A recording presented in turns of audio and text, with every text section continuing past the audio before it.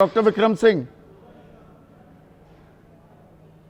विश्वास हो रहा है ये उस देश में है जहां पर हम कहते हैं बेटी बचाओ बेटी पढ़ाओ। संदीप जी, ये बिल्कुल खोखले वादे हैं।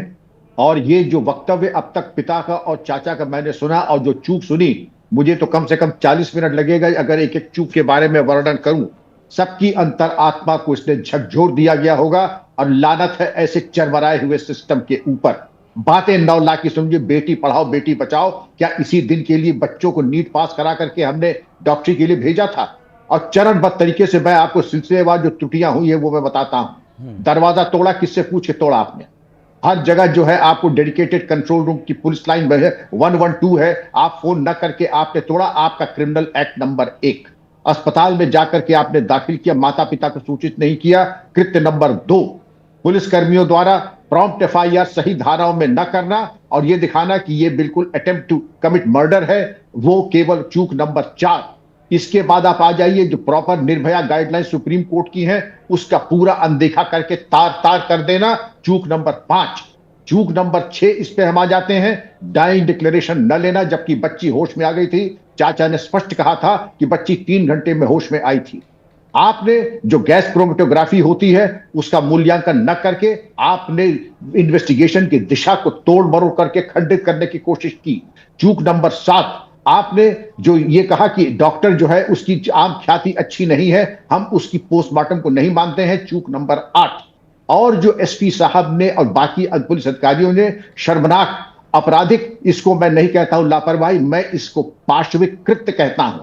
ये क्रिमिनल नेग्लिजेंस नहीं है, ये ब्रूटल एक एक्ट है, इंसानियत को और वर्दी को शर्मसार करने वाला।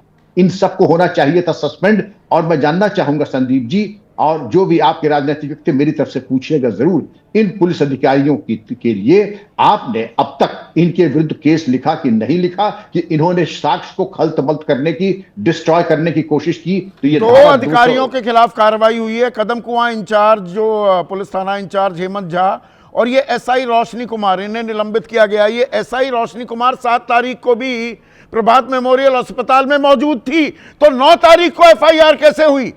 ये 7 को क्यों नहीं हुई? ये 6 को क्यों नहीं हुई जबकि पुलिस वहां मौजूद थी? संदीप जी, मेरा निचोड़ी है, किसी बहुत ही रसूखदार आदमी को ये लोग बचा रहे हैं और हॉस्पिटल के सुपरिंटेंडेंट को गिरफ्तार न करना और पुलिस कर्मियों के खिलाफ अपराध पंजीकृत न करना, ये साफ और ये सिर्फ एसआई एक दरोगा की बात नहीं है सर। यहां पर अभिनव कुमार एएसपी पटना सदर, परिचय कुमार एसपी पूर्वी पटना और कार्तिकेय शर्मा एसएसपी पटना, वो कह रहे हैं पोस्टमार्टम से पहले उन्होंने रेप की बात से इनकार कर दिया। ये सब पहले से ही शेरलॉक होम्स बने हुए थे कि नहीं, रेप तो हुआ ही नहीं।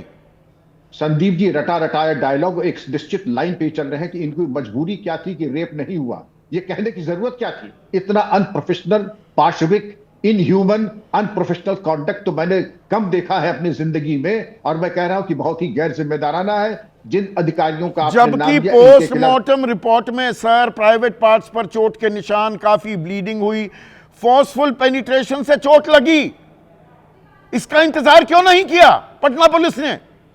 इंक्वेस्ट तो होता ही है, जो पंचायतनामा होता है उसमें इसी सब चीजें देखी जाती हैं बारीकी से, अगर आपने किया होता। लेकिन अगर आपका अभिप्राय, आपकी प्राथमिकता केस को खत्म करना है तो वो आपके सारे साक्ष्य हैं कि आपने केस को खत्म करने में कोई कोर कसर नहीं छोड़ती। नहीं, ये पूरा एक गड़बड़ झाला है, ये तो पूरी सांठ-गांठ है ना सर।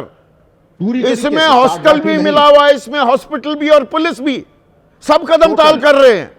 सब ये क्यूमुलेटिव कॉन्स्पिरेसी है, क्यूमुलेटिव कॉन्स्पिरेसी, सब इस षड्यंत्र में शामिल है।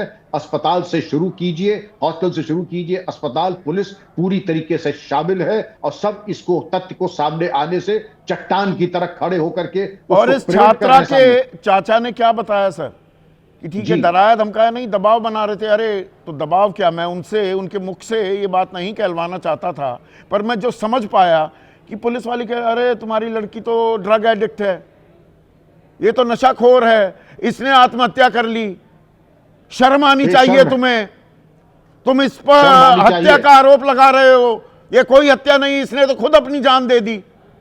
यही हुआ होगा ना सर? पुलिस वालों को इन पुलिस वालों को शर्म आनी चाहिए, डूब के मर जाना चाहिए चुल्लू भर पानी में, इस तरीके की असंवेदनशील बातें करके, और मृतक के परिवार से और पीड़िता के परिवार से ऐसी लापरवाही की और ऐसी असंवेदनशील इनह्यूमन बातें करने के लिए मैं चाहूंगा कि इनके ऊपर न तो सिर्फ इनको सस्पेंशन नहीं, डिसमिसल पहले होना चाहिए और केस और रजिस्टर होना चाहिए इनके। एसआईटी ही गड़बड़ ज्यादा कर रही है, ये आपने कभी सुना?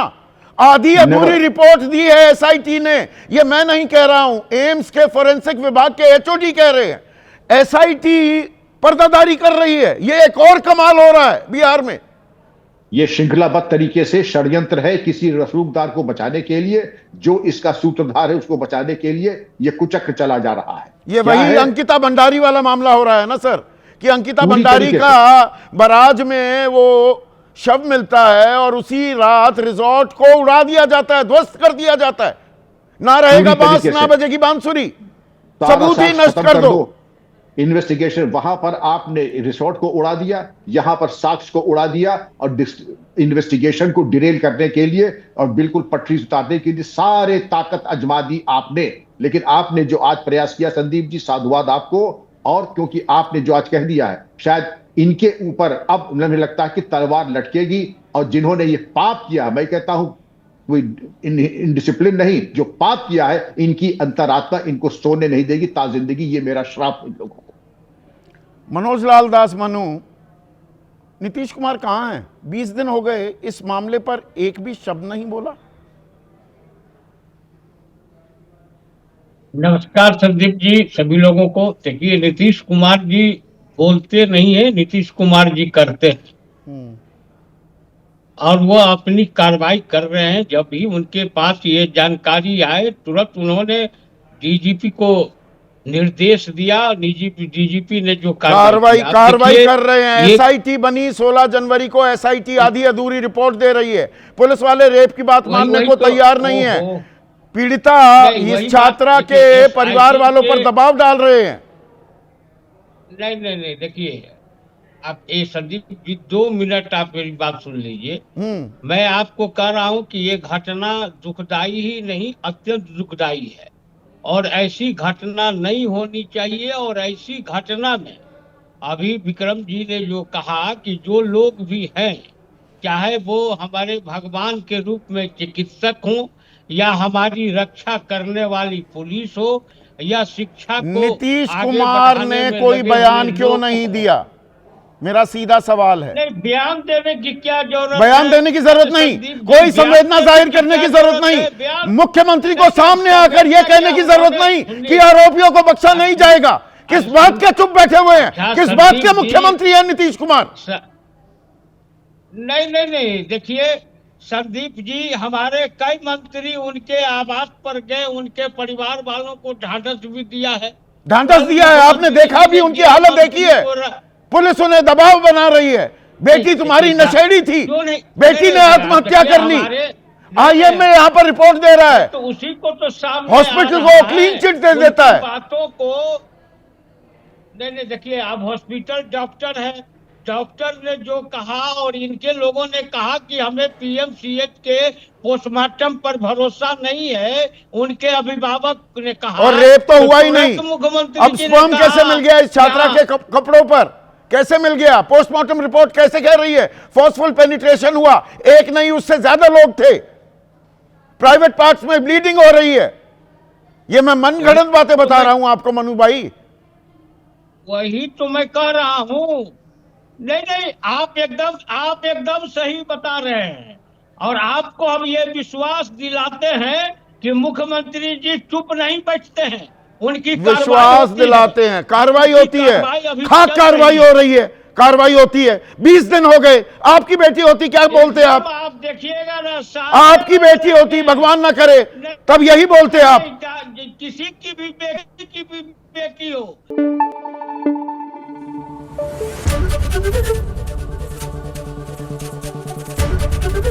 एबीपी न्यूज आपको रखे आगे।